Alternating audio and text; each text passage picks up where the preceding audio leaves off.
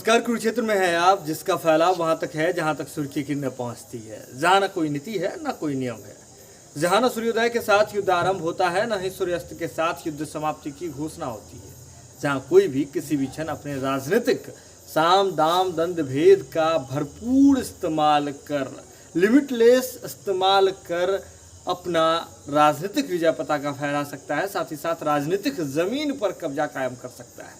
बिहार राजनीति की समृद्ध भूमि है और राजनीतिक सहमत का खेल यहाँ सबसे पसंदीदा और सबसे तेजी से बढ़ने वाला खेल है।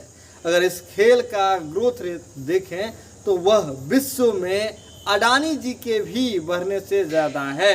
बिहार के राजनीतिक सहमत के खेल की हम बात कर रहे हैं। अब देखिए, बिहार में उपचुनाव होने हैं, लेकिन उपचुनाव के दरमियान भी कई सहमत का खेल खेला जा रहा है। और सहमत का खेल जो है, इसका सबसे बड़ा उदाहरण हमें दिखा था 2020 के विधानसभा चुनाव के दौरान। हमने देखा था कि नीतीश कुमार जी जनता दल यूनाइटेड के बड़े नेता हैं, कदावर नेता हैं, सर्वमान्य नेता हैं। वे उस समय बीजेपी के साथ गठबंधन करके रह रहे थे, सरकार चला रहे थे। और 2020 में जो विधानसभा चुनाव हुआ था, उन्होंने एनडीए के साथ अलायंस में ही लड़ा था। उस समय एनडीए के गठबंधन में 4 घटक दल हुआ करते थे, जिसमें हिंदुस्तानी अवाम मोर्चा, जो कि जीतन राम मांझी जी की पार्टी है, विकासशील इंसान पार्टी मुकेश सहनी जी की पार्टी, इसके बाद बीजेपी भारतीय जनता पार्टी और जनता दल यूनाइटेड जेडीयू, सभी ने चारों दलों ने मिल करके चुनाव लड़ा था और सीटें भी उसी के अकॉर्डिंग बांटी गई थी। लेकिन हमने यह भी देखा कि कैसे चिराग पासवान जी की पार्टी लोजपा की इस पूरे चुनावी रणनीति में एंट्री होती है, और एंट्री कुछ ऐसी होती है कि नीतीश कुमार जी को चुन चुन करके डैमेज किया जाता है। जहां चिराग पासवान जी इस बात का बदला लेते हुए दिखते हैं कि नीतीश कुमार जी जो है वे कैसे, नीतीश कुमार जी ने एक अलग रणनीति जो है अपनाई। इस तमाम चीज़ों को लेकर के चिराग पासवान जी नीतीश कुमार जी से बदला लेते हुए चुनाव में दिखते हैं, लेकिन फायदा जो है वह बीजेपी का हो जाता है। और इसके बाद एक बात स्थापित होती है बिहार में, बिहार के राजनीतिक गलियारों में ये बात चलने लगती है कि बीजेपी ने ऐसा हथियार का यूज किया है, प्रयोग किया है, जिसमें सांप भी मर जाए और लाठी भी न टूटे। मतलब चिराग पासवान जी, जो कि हमेशा मोदी जी के हनुमान होने का दावा करते हैं, वर्तमान में भी कर रहे हैं, और नीतीश कुमार जी के खिलाफ में राजनीति का उन्होंने शंखनाद किया हुआ है, तो इसका भरपूर फायदा बीजेपी ने उठाई अपने ही सहयोगी नीतीश कुमार जी पर। ऐसा नीतीश कुमार जी को भी बाद में अंदाजा चलता है और नीतीश कुमार जी को कहना पड़ता है कि कौन साथ था कौन साथ नहीं था। अब आप सोच रहे होंगे कि हम ये बात तो हमेशा कहते रहते हैं, लेकिन नीतीश कुमार जी अभी दूसरे गठबंधन में है। लेकिन ऐसी ही परिस्थिति फिर से उसी गठबंधन में बनती जा रही है, चुनाव जो है नज़दीक आ रहा है। लेकिन देखिए, बिहार में नीतीश कुमार जी ऐसे नेता हैं जिनके नाम में, नीतीश के नाम में ही नीतीश शब्द का जो है वह लोप है, नीतीश शब्द मिला हुआ है। और नीतीश कुमार जी ऐसे नेता हैं जो कई बार अपने राजनीतिक फैसलों से लोगों को हतप्रभ करते रहे हैं, दांतों तले उंगली दबाने के लिए मजबूर करते रहे हैं नीतीश कुमार जी अपने राजनीतिक फैसलों से।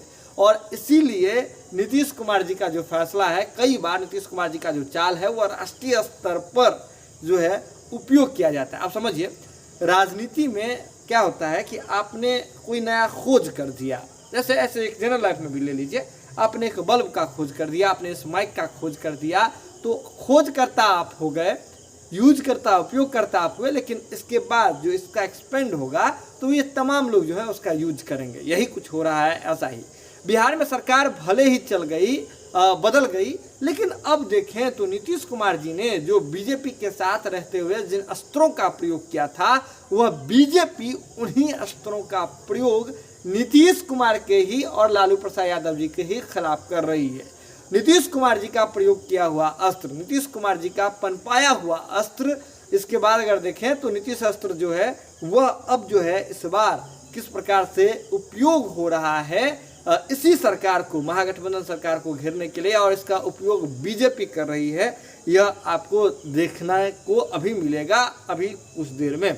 चलिए आपको बताते हैं कि पूरा माजरा क्या है। इससे पहले आपने देखा था कि एक और बार ऐसा मसला हुआ था कि जब नीतीश कुमार जी इस बार जब लालू प्रसाद यादव जी के साथ सरकार बनाते हैं, तो उस वक्त फिर से बीजेपी जो है नीतीश कुमार जी को जंगल राज वाले शब्दों पर घेरने की कोशिश करती है। लेकिन आपको याद होगा कि जंगल राज एक ऐसा शब्द है जिसका उपयोग नीतीश कुमार जी ने लालू प्रसाद यादव जी के खिलाफ में भरपूर किया है और जिसका नीतीश कुमार जी को फायदा भी मिला है। अब नीतीश कुमार जी इस शब्द का उपयोग करके, शब्द को कॉइन करके फायदा उठा लेंगे तो बीजेपी भी इसका फायदा उठा लेगी, यह बात स्थापित नहीं है। ठीक है, तो ऐसे में बीजेपी ने जंगल राज शब्द का प्रयोग किया और नीतीश कुमार जी ने एक झटके में बदल दिया था, उसे जनता का राज बना दिया था। अब फिर से एक बार वही रणनीति यूज हो रही है जिसका प्रयोग करके नीतीश कुमार जी ने सफलता का परचम जो है वो लहरा दिया था 2015 में। आपको याद होगा कि 2014 में मोदी जी की एक लहर आई थी पूरे देश के भीतर में, और उस सुनामी में कितने बड़े बड़े दल और कितने बड़े बड़े रणनीतिकार और क्षेत्र विशेष में चाणक्य की उपाधि लिए बैठे जो कितने मठाधीश थे वे उड़ गए। लेकिन जब बिहार में एक साल बाद ही जो है 2015 में विधानसभा का चुनाव हुआ, ऐसे में बीजेपी महज 53 सीटों पर सिमट गई थी। उस समय आपको याद होगा, अपने यादों के पन्नों को अगर आप पलटिएगा तो आपको याद होगा कि कैसे मोहन भागवत जी आते हैं बिहार और एक शब्द आरक्षण वाला उपयोग करते हैं, और ऐसे में मोहन भागवत जी का जो बयान था आरक्षण विरोधी वाला बात था, और इसी बात को कॉइन कर लिया गया और पॉइंट बना करके इतने अच्छे से इसकी ब्रांडिंग की गई। इसके बाद आपको इससे पहले भी याद होगा कि डीएनए वाला कितना जो है वो प्रचलित हुआ था। लोग नागपुर भेजने लगे थे, अपना बाल तोड़ करके नागपुर, नाखून काट काट के करके जो है नागपुर भेजने लगे थे। तो जदयू जो है और नीतीश कुमार जी जो है किस वक्त में किस चीज़ को पकड़ना है और कितनी मजबूती से पकड़ना है इसको बखूबी जानते हैं। और ऐसे में आरक्षण वाला जो मुद्दा था उन्होंने नीतीश कुमार जी को विजय तिलक लगा दिया था और नीतीश कुमार जी बिहार के मुख्यमंत्री के पद पर बैठे थे। और उसी समय वही कालखंड था जिसमें नेता प्रतिपक्ष जो तत्कालीन जो माफ कीजिएगा इससे पहले नेता प्रतिपक्ष थे, अभी वर्तमान में उप मुख्यमंत्री हैं बिहार के, वे पहली बार उन्हें उप मुख्यमंत्री बनने का और राजनीतिक रूप से जो है एक पदार्पण की बात करें तो नीतीश कुमार जी ने उंगली पकड़ करके तेजस्वी यादव और तेज प्रताप यादव जी का राजनीतिक पदार्पण कराया था। अब देखिए, अब स्थिति बदल गई है।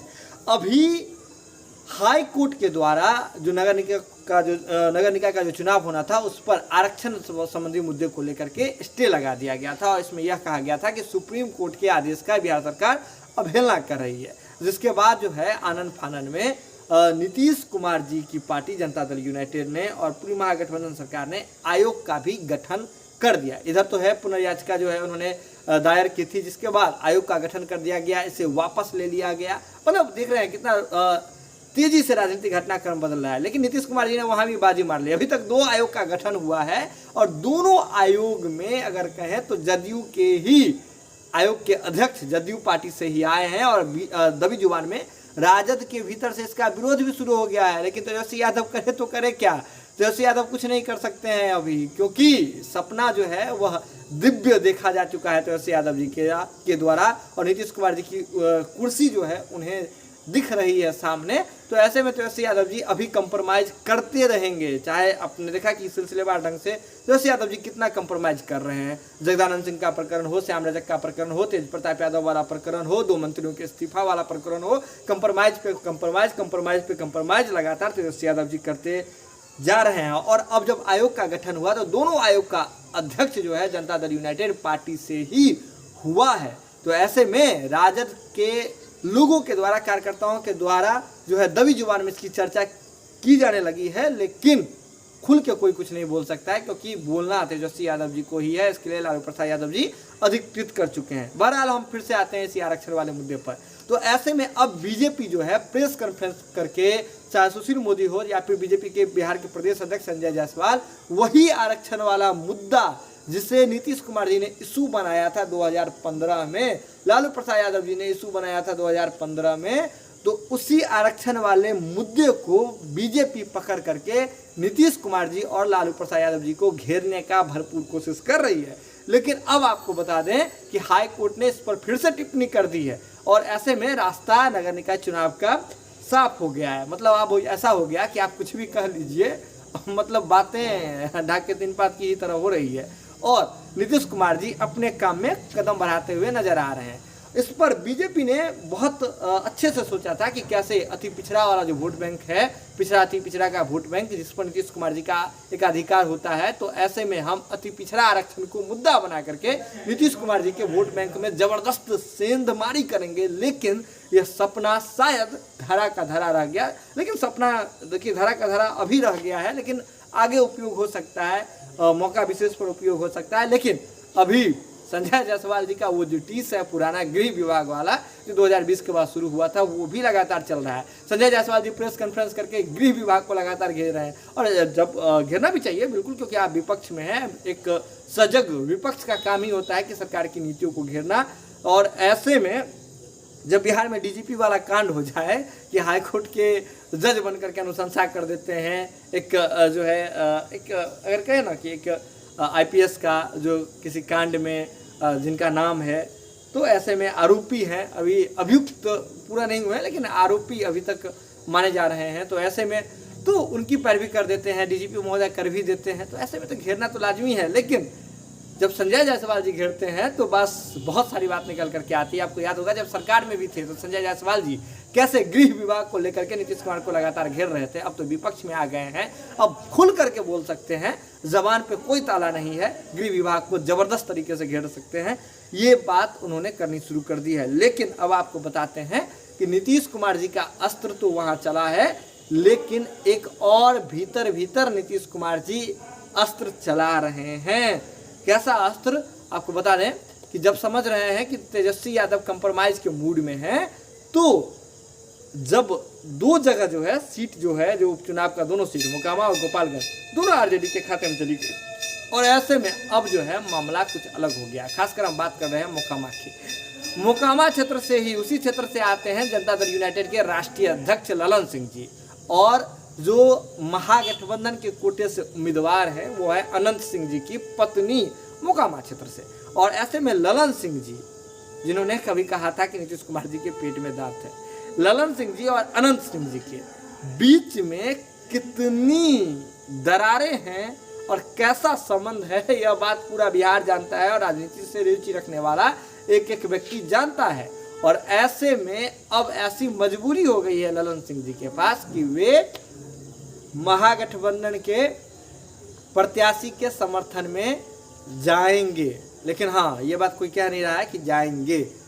पोस्टर में भले ही उपयोग किया जा रहा है, जहां अनंत सिंह जी की पत्नी का पोस्टर लग रहा है वहां नीतीश कुमार जी का और ललन सिंह जी का भी पोस्टर लग रहा है, लेकिन जहां स्टार प्रचारकों की सूची जो जारी की गई है उसमें से अभी भी जदयू के किसी नेता का नाम नहीं डाला गया है। आपको बता दें कि नीतीश कुमार जी हो या फिर ललन सिंह जी हो, जो जनता दल यूनाइटेड के राष्ट्रीय अध्यक्ष हैं, वे वहां जाएंगे प्रचार में कि नहीं जाएंगे, अभी तक इस पर संशय है। क्योंकि आपको याद होगा कि नीतीश कुमार जी और अनंत सिंह के बीच में कैसे रिश्ते हैं, यह किसी को भूलना नहीं चाहिए। नीतीश कुमार जी के काफ़ी करीबी हो गए थे अनंत सिंह जी, और कालांतर में कैसे रिश्तों में करवाहट आई और अनंत सिंह जी की राह जुदा हो गई। वे राजद में चले गए और राजद से जीते, फिर निर्दलीय भी जीते, और अब उनकी पत्नी जो है वो आई हुई है। तो ऐसे में जदयू की ओर से कोई प्रचार करने के लिए जाएगा कि नहीं, और खासकर ललन सिंह जी जाएंगे कि नहीं, इस बात पर अभी संशय है। लेकिन भीतर खाने में एक और बात चलने लगी है। अब आप समझिए, यहाँ होती है नीतीश अस्त्र और नीतीश नीति की चर्चा। खबर ये हो रही है कि जनता दल यूनाइटेड से ही ललन सिंह थे। ललन सिंह कौन से नेता? वो नेता जिनकी पत्नी जो है उनको बीजेपी की ओर से टिकट दिया गया। तो उन्होंने चुनाव के ठीक पहले जो है कैसे उन्होंने जनता दल यूनाइटेड से उन्होंने दूरी थोड़ी सी बनाई और बीजेपी के साथ उन्हें जो है टिकट मिल जाता है, और टिकट मिल करके मोकामा से जो है वे प्रत्याशी हो जाते हैं।